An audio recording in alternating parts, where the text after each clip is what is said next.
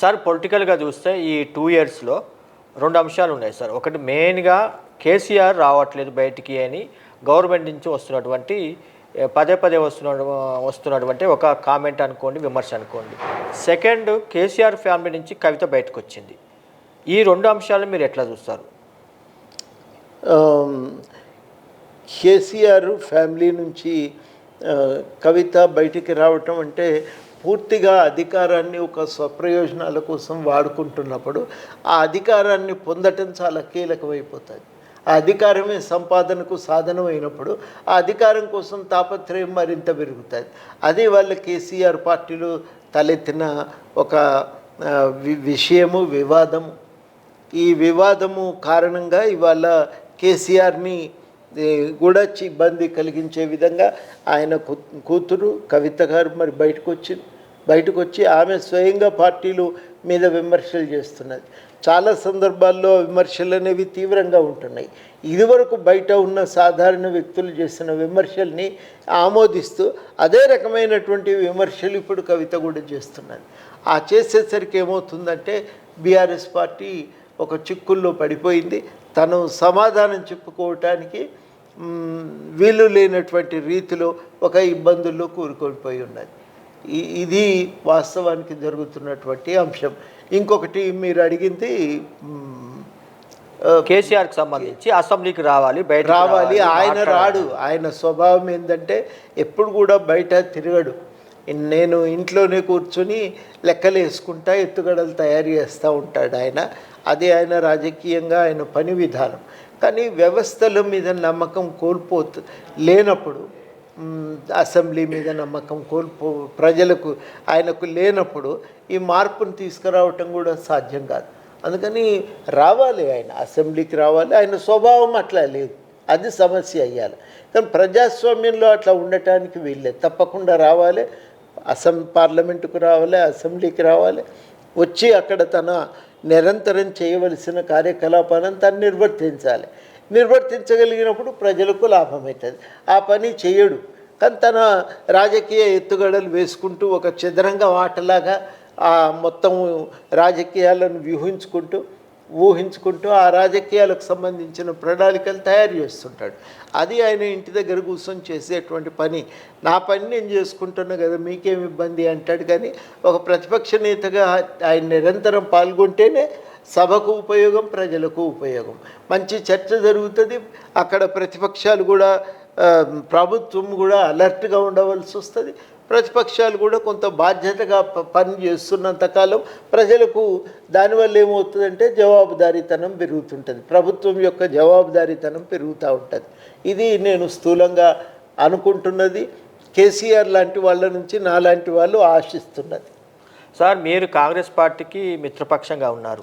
ఈ 2 సంవత్సరాల్లో మీరు కాంగ్రెస్ పార్టీ నుంచి రాజకీయంగా ఏ రకమైనటువంటి మీరు అడిగారు? కాంగ్రెస్ పార్టీ మీరు అడిగిన దాన్ని నెరవేర్చే ప్రయత్నం చేసిందా? మీ పార్టీకి సంబంధించి ఈ 2 సంవత్సరాల్లో మీరు అనుకున్న స్థాయిలో పార్టీని మీరు డెవలప్ చేయగలిగారా? పార్టీని డెవలప్మెంట్ విషయంలో ఇబ్బంది ఏం లేదు. మా జిల్లా సదస్సులు జరుగుతున్నాయి. ఒక నిర్మాణ కమిటీ వేసుకున్నాం. ఆ నిర్మాణ కమిటీ కూడా అన్ని జిల్లాలు తిరిగి నిర్మాణాన్ని విస్తరించడానికి తీసుకోవాల్సిన చర్యలను కూడా సూచించబోతున్నది. ఇంకా అది పని జరుగుతున్నది. రాష్ట్ర ప్లీనరీ పెట్టుకోవాల్సి ఉంది. ఆ ప్లీనరీ ఎంత తొందరగా జరిగితే అంత తొందరగా పెట్టుకుంటే ఇంకా పార్టీని విస్తరించడానికి వెసులుబాటు కలుగుతుంది. రేపు ఎంపీటీసీ, జెడ్పీటీసీ వచ్చినప్పుడు మేము కొన్ని చోట్లైనా పోటీ చేయాలి అనే ఆలోచనతో ఉన్నాం. ఆ ప్రయత్నం కూడా సీరియస్గానే చేస్తాం. ఇది స్థూలంగా మేము అనుకుంటున్నటువంటి కార్యాచరణ బాగానే ఉంది. పార్టీని నిలబడగలిగినాం, ప్రజలకు అండగా ఉండగలిగినాం. ఆ సమయాల్లో, అవసరమైన సమయాల్లో ప్రజలకు రక్షణ కవచంగా పనిచేసినాం. కానీ ప్రధాన సమస్య ఏంటంటే ఈ పైసల రాజకీయాల్లో నిలదొక్కోవటం మామూలు విషయం కాదు. సాధారణమైన ప్రజలు, మామూలు పేద కుటుంబాల నుంచి వచ్చి రాజకీయాలు చేయాలంటే ఎన్ని ఇబ్బందులు మాకు అర్థమవుతున్నాయి. ఆ ఇబ్బందుల కారణంగా మేము అనుకున్నట్టుగా పోటీ చేయలేకపోతున్నాం. కానీ సంతోషం కలిగించే విషయం ఏంటంటే ప్రజలకు నిరంతరం ఏదన్నా సమస్య ఉంటే పరిష్కారము టీజేఎస్ వల్ల సాధ్యమవుతుంది, వాళ్ళ దగ్గరికి పోవాలి అనే ఒక స్పృహను ఒక ఆలోచనను మేము రగిలించగలిగినాం. అది మా దృష్టిలో ఈ 7 ఏళ్ల పాటు చేసిన పని వల్ల మేము సాధించినటువంటి విజయం, మాకు కలిగినటువంటి లాభం అది. సార్ మీరు మీ ఎమ్మెల్సీ పదవి కూడా ఈ కాలం అంటే ఈ గవర్నమెంట్లోనే ఒక రకమైన వివాదానికి కారణమైంది. ఇప్పుడు అది ఏ స్థితిలో ఉన్నది సార్? అది ఇప్పుడు వాస్తవానికి సుప్రీంకోర్టు ఇచ్చిన రూలింగ్ ప్రకారం మళ్ళీ ఫ్రెష్గా ఎమ్మెల్సీలను నామినేట్ చేయడానికి అవకాశం ఉంది. దాని ప్రకారం రాష్ట్ర క్యాబినెట్ నన్ను అజారుద్దీన్ గారిని మళ్ళీ నామినేట్ చేసి ఆ ఫైల్ను రాజ్భవన్కు పంపింది.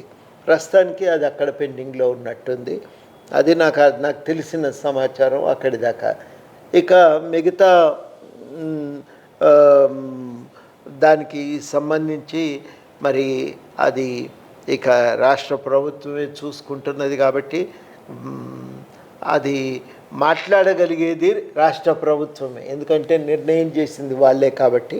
ఇక అది ఏమవుతుందో వాళ్ళ కృషి ఎట్లా ముందుకు సాగుతుంది, అది ఏమవుతుంది చివరికి అనేది ఇక చూడాల్సిందే. నాకు కూడా ఇక ఏం జరుగుతుంది ఫైల్ విషయంలో నాకు కూడా ఏమాత్రము దానిపైన సంపూర్ణమైన సమాచారం లేదు. సార్ నామినేటెడ్ పోస్టులు ఏమన్నా గవర్నమెంట్ నుంచి మీకు హామీ మేము అడిగినాము, కొన్ని వాళ్ళు ఒప్పుకున్నారు. ఇలాంటి వాళ్ళందరూ సహకరించటం వల్లనే ఇవాళ 60 దాటి మేము ప్రభుత్వాన్ని ఏర్పాటు చేసే స్థితిలో ఉన్నాం. తప్పకుండా రాజకీయంగా కాంగ్రెస్ పార్టీకి మేలు చేసిన నిర్ణయం ఏమి తీసుకున్నది, అందువల్ల తప్పకుండా మేము పోస్టులు ఇస్తామనే మాట ఇచ్చిండ్రు. ఆ మాట ప్రకారం మరి మేము కూడా మా వాళ్ళ పేర్లు వాళ్ళకి ఇచ్చినాం.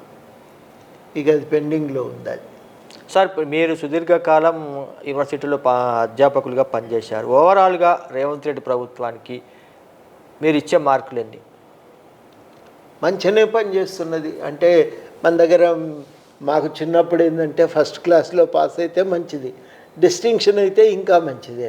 డిస్టింక్షన్లోనే ఉన్నది ఇప్పటికైతే. అయితే ఇంకా ఆర్థిక పరిస్థితులు బాగలేకపోవటం చేత గత ప్రభుత్వం చేసిన అప్పుల కారణంగా వడ్డీల భారం విపరీతంగా పెరిగిపోవటం చేత ప్రభుత్వం ఇబ్బందులు పడుతున్నది. ఇప్పటికీ ఇంకా చాలామందికి పెన్షన్లు రాలేదు.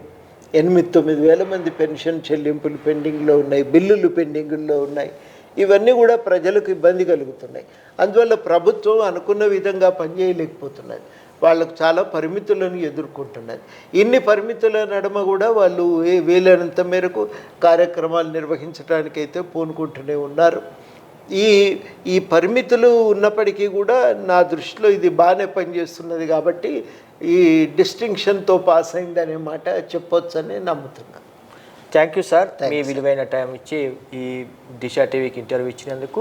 ఇది కోదండరామ్ సారు చెప్తున్నటువంటి మాటలు. ప్రధానంగా గవర్నమెంట్ అనుకున్న స్థాయిలో పనిచేస్తుంది, ఇంకా మెరుగ్గా పనిచేయాల్సిన అవసరం ఉంది. ప్రజల్లో ఏదైతే ఈ అంశాలు ఉన్నాయో దాన్ని నెరవేరుస్తామని ప్రభుత్వం నుంచి గట్టి హామీని భరోసాని ఇవ్వాల్సిన అవసరం ఉందని చెప్పి సారు అభిప్రాయపడుతున్నారు. కెమెరామ్యాన్ మధుతో Vasu, Disha TV, Hyderabad. Please subscribe Disha TV.